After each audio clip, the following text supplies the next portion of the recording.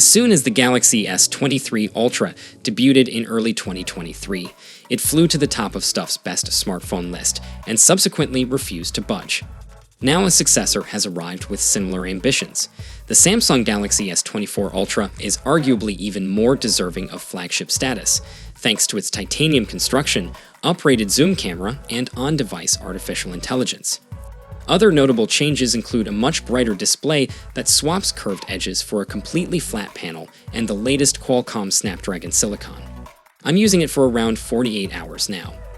In that time, I've been absolutely hammering mine, snapping and shooting, gaming on buses, actually using those AI features because they're genuinely good, and wedging its blocky frame into my pocket multiple times a day. This big phone is impressive, but it's also very expensive, and it isn't perfect. The headline change this year is the titanium construction. This puts the Galaxy S24 Ultra on par with the iPhone 15 Pro Max in terms of top-tier materials, and the satin matte finish feels particularly pleasant to hold. It looks the business in Samsung's titanium violet color. I'm less convinced by titanium yellow, while titanium gray and titanium black are almost certain to be the biggest sellers. The phone itself is a sliver thinner than the outgoing model and a little wider, but a tad shorter. I could comfortably cup it in one hand as a result. I found the Galaxy S23 Ultra was bordering on needing two hands, which shows how fine the margins are when dealing with a device this big. That's probably why Samsung has kept the sides slightly curved, instead of flattening them out like it did for the Galaxy S24 and S24 Plus.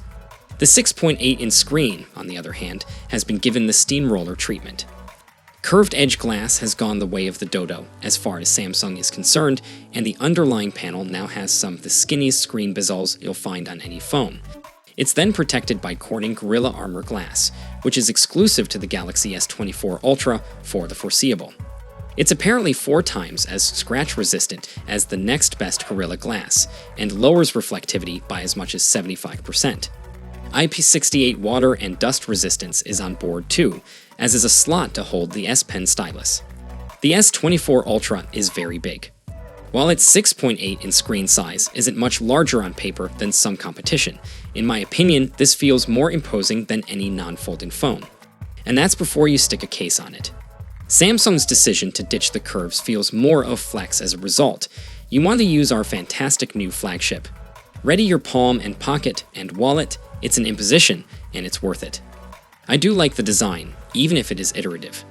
Anyone coming from an S23 Ultra will find the sides are slightly flatter, the titanium frame is matte instead of polished, and it's easier to grip. I'm hoping the flat front and back make repairs a bit cheaper. Curved glass is notoriously pricey to fix, and the flatter screen does make for better edge-to-edge S Penning for any note takers. Samsung knows a thing or two about AMOLED displays, so it's not a shocker to say the Galaxy S24 Ultra's 6.8-inch screen is a thing of beauty. That bespoke Gorilla Armor glass really does keep reflections low, and the new 2600 nit peak brightness is a healthy jump over the outgoing phone's 1750 nits. I don't even know if the underlying panel tech is better than the S23 Ultra, but between Samsung's pristinely optimist interface, the confident size and flatness, and its bright, smooth AMOLED tech, it looks glorious. The slightly smaller bezel than its predecessor, most noticeable at the bottom, makes it a smidge more immersive side-by-side. LTPO adaptive refresh rate tech switches from 1 to 120 Hz on the fly, based on the amount of on-screen motion. Everything felt super smooth while I was scrolling through web pages, while static images shouldn't be as much of a power drain as they would be were the screen stuck at 60 Hz. As I expected from a Samsung AMOLED panel, colors were wonderfully punchy. Images and videos had plenty of impact, with deep shadows and bright highlights when showing HDR content, of which the Galaxy S24 Ultra plays nicely with most of the major format. 3 of the Galaxy S24 Ultra's 4 rear snappers are carried over wholesale from last year. That's not necessarily a bad thing, given the S23 Ultra was one of the most capable camera phones around. Samsung has concentrated on zoom, with a huge upgrade to the secondary telephoto lens. Instead of a 10-megapixel sensor good for 10x optical zoom, there's now a 50-megapixel periscope telephoto with 5x optical magnification. A mix of sensor cropping and algorithms then bring 10x shots that should be just as clean as the previous generation's dedicated hardware. That's because the sensor is considerably larger and is paired with an enhanced OIS gyro sensor, even with a relatively narrow f/3.4 aperture. Samsung is promising much better low-light zoom shots.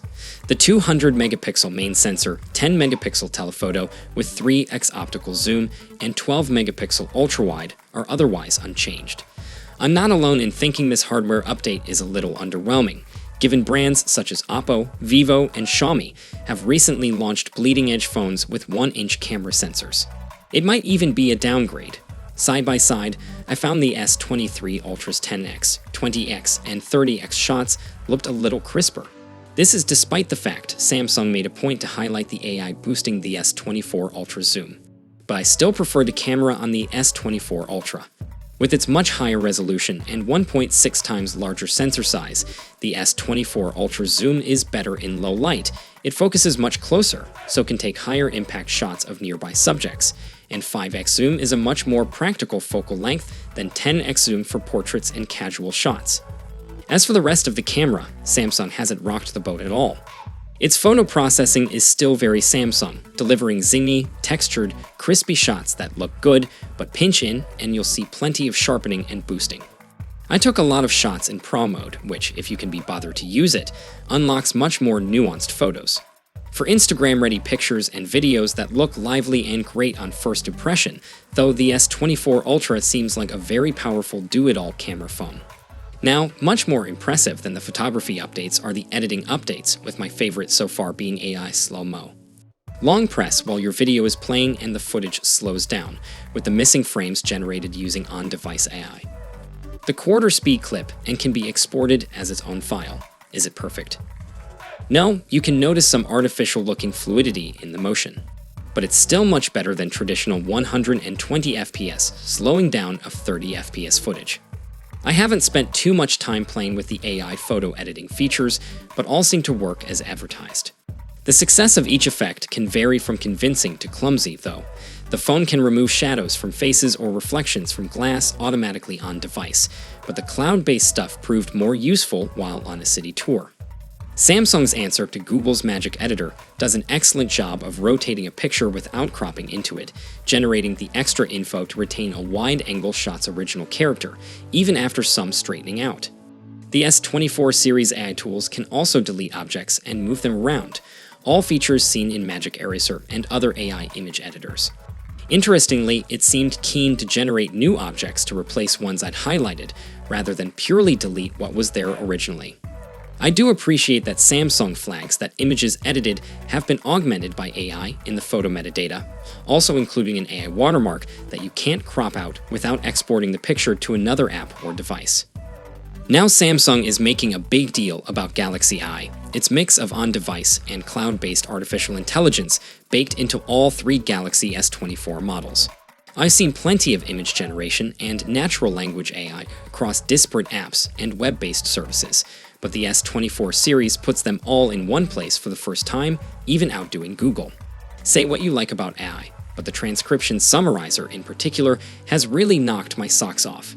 In a briefing with Samsung's representatives, the phone recognized different speakers and their various accents, transcribed it fully, then distilled it down into a clear bulleted summary with correct spelling and punctuation. I spotted some finer points it had missed, but nevertheless, this is a feature I'll be using regularly going forward.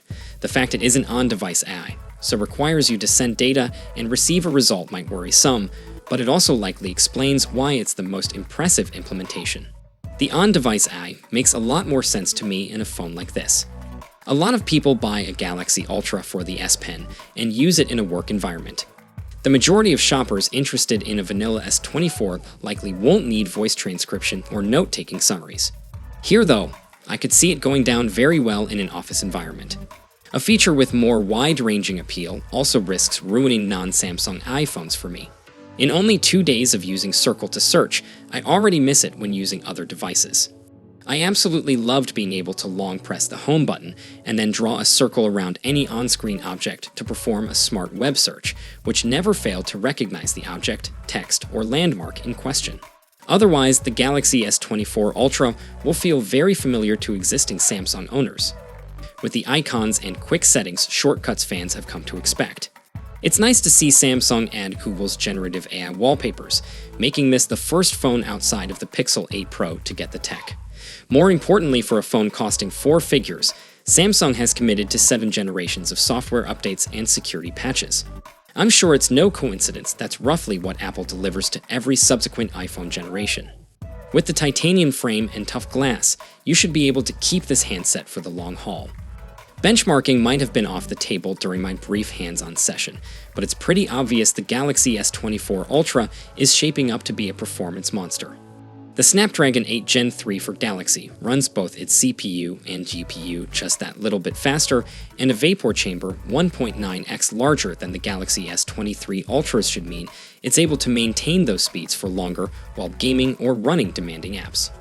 It certainly felt blisteringly quick when I tried rapid multitasking between several apps at once, and it'll even manage ray tracing effects in supported games. 12 gigs of RAM is par for the course now. I've seen foldable rivals with a hopping 24 gigs, but Samsung knows how to optimize the underlying Android OS. I was able to swap between several apps without them reloading into memory first. The familiar choice of 256, 512, and 1 terabyte of storage returns too. Based purely on price, I think 512 gigs is the sweet spot this year. Battery life will have to wait for the full review. All I know right now is that the 5,000 capacity is just as beefy as last year's model, and that had no trouble lasting an entire day on a single charge. The Snapdragon 8 Gen 3 is in theory more efficient too.